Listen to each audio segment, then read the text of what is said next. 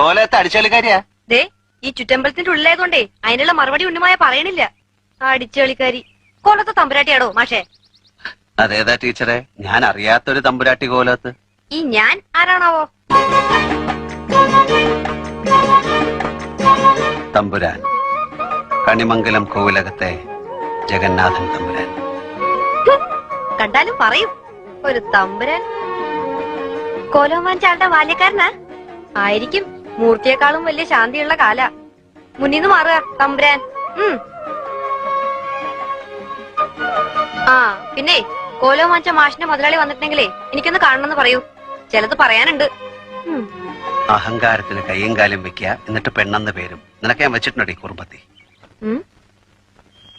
എന്താ? ശംഭോ മഹാദേവാന്ന്.